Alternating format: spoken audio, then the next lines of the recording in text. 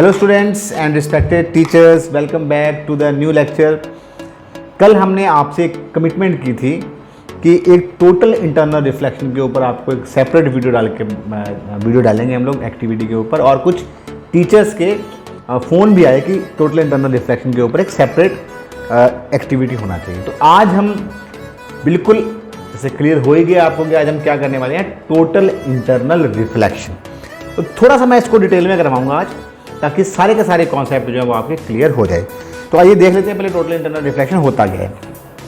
तो आप देखिए, मान लीजिए ये आपका एक मीडियम है, तो बोलिए मीडियम है, ये आपका मान लीजिए डेंसर मीडियम है या रेयर मीडियम है, और ये कौन सा मीडियम है, मान लीजिए आपका डेंसर मीडियम है। जब हम जानते हैं लाइट जब ऐसे एंटर करती है, जब भी light rare to denser medium जाती है, it moves away from the normal. पता है आप लोगों को इस बात का?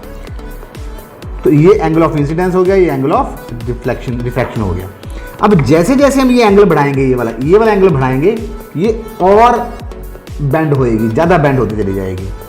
मतलब जब हम इसको थोड़ा बढ़ा देंगे ऐसे करके, तो ये ज़्यादा बेंड होएगी और सरफेस के पास आ जाएगी, और धीरे धीरे धीरे धीरे एक पॉइंट ऐसा आएगा, एक एंगल ऐसा आएगा, जब ये रे इसके सरफेस के क्या हो जाएगी, बिल्कुल पैरेलल हो जाएगी। इस एंगल को हम लोग बोलेंगे क्रिटिकल एंगल। क्या बोलेंगे? Critical angle. और अगर हम एंगल ऑफ इंसिडेंस को क्रिटिकल एंगल से भी ज़्यादा कर देंगे, तो ये लाइट रिफ्लेक्ट होने के बजाय रिफ्लेक्ट होना स्टार्ट कर देगी। इसको बोलेंगे हम टोटल इंटरनल रिफ्लेक्शन। तो आज हम दो चीज़ें निकालेंगे, टोटल इंटरनल रिफ्लेक्शन देखेंगे हम लोग, और साथ में क्रिटिकल एंगल भी निकालने की क्या करेंगे, कोशिश करेंगे।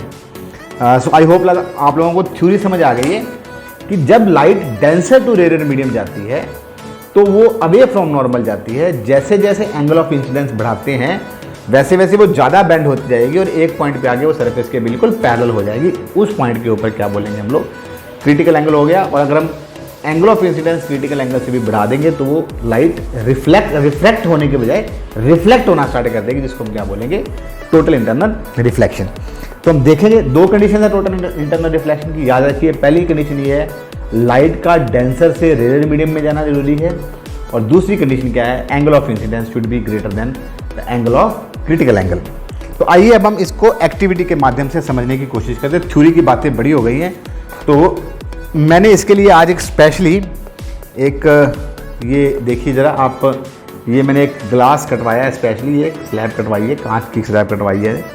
तो ये मैंने डी रखी प्रोटेक्टर, क्योंकि मेरे को एंगल भी निकालना है, तो मैंने ये डी रख दी है यहाँ पे, ये रख दीजिए मैंने डी इसके ऊपर, और यहाँ मैंने रख दिया है इसको ऐसे जी, राइट। अब जब लाइट एंटर करेगी, तो जब यहाँ से बाहर निकलेगी, तो डेंसर टू रेयर मीडियम बन जाएगा, तो एक खास एंगल पे जाके क्या हो जाएगा, टोटल इंटरनल रिफ्लेक्शन। लाइट्स कर देते हैं ऑफ जी, हमारा कैमरा मैन भी वही है, हमारा लाइट बंद करने वाला भी वही है। तो लाइट हो गई है जी बंद। तो please see the phenomena now. अब आप देखिए, मैं सबसे पहले इसको बिल्कुल सरफेस के पैरेलल कर रहा हूँ। तो आप दीवार पे भी देखिए कि लाइट बिल्कुल स्ट्रेट जा रही है, बिल्कुल स्ट्रेट, कोई बेंडिंग नहीं हो रही ना, देयर इज नो बेंडिंग। अब मैं क्या करता हूँ, थोड़ा सा एंगल बढ़ाता हूँ, जैसे मैंने डायग्राम में दिखा रहा था। तो आप देखिए, ये लाइट अब थोड़ी सी बेंड होनी शुरू हो गई है। देखिए जैसे बेंड हो रही है लाइट, थोड़ा सा बेंड होगी, देखिए यहाँ पे ना बेंड हो रही है। थोड़ा एंगल और बढ़ाते हैं हम लोग, तो ये और बेंड हो रही है, ये और बेंड हो रही है ना, ये और बेंड हो रही है। थोड़ा और बढ़ाते हैं, तो आप देखिए एक पर्टिकुलर एंगल पे जाके अब ये लाइट जो है ऑलमोस्ट सरफेस की क्या हो गई है, पैरेलल हो गई है। देखिए ये देखिए यहाँ पे पैरेलल हो गया ऑलमोस्ट। तो मैं निशान लगा लेता हूँ यहाँ पे कि कितने डिग्री पे होगी, बाद में लाइट में देखेंगे हम लोग कितनी। यहाँ पे मैंने निशान लगा लिया, और अब आप देखिए लाइट जो है, अगर अब आप देखेंगे तो लाइट जो है रिफ्रैक्ट नहीं हो रही है, सिर्फ क्या हो रही है, रिफ्लेक्ट हो रही है। तो ये क्या हो रहा है, क्या शो हो रहा है, this is total internal reflection. दोबारा से देखते हैं, देखिए ये पहले बाहर ये लाइट बाहर जा रही है, देखिए आप, ये जा रही है, अभी भी ये रिफ्रैक्ट हो रही है, देखिए अभी भी हो रही है रिफ्रैक्ट ये। लेकिन अब क्या हो रही है, अब ये अब ये देखिए रिफ्रैक्ट नहीं हो रही, रिफ्लेक्ट हो रही है। तो होना क्या चाहिए था, रिफ्लेक्ट हो रही है, रिफ्लेक्ट, इसको हम क्या बोलते हैं, total internal reflection. So I hope light on कर देते हैं हम लोग। आई होप आप लोगों को टोटल इंटरनल रिफ्लेक्शन समझ में आया होगा, देखा होगा आपने टोटल इंटरनल रिफ्लेक्शन। बहुत सारी प्रैक्टिकल एप्लीकेशंस हैं। गर्मियों के दिनों में आपको सड़क के ऊपर पानी दिखाई देता है, this is due to total internal reflection. Diamond जो बहुत ज़्यादा चमकता है, this is due to total internal reflection. Optical fibres जो हैं वो टोटल इंटरनल रिफ्लेक्शन पे काम करते हैं। ये कैसे होती है ये अपने टीचर से डिस्कस करिए। मैंने आपको आज टोटल इंटरनल रिफ्लेक्शन का जो फिनोमेना है वो दिखाने की कोशिश की। आई होप एंगल रह गया हमारा निकलना, अभी कितना निकाला था तो निशान मैंने यहाँ लगाया था ऑलमोस्ट ये 90 से चले थे हम लोग, तो 40 से 45 के बीच में जो क्रिटिकल एंगल ग्लास के लिए जो क्रिटिकल एंगल होता है वो 40 से 45 डिग्री के बीच में होता है।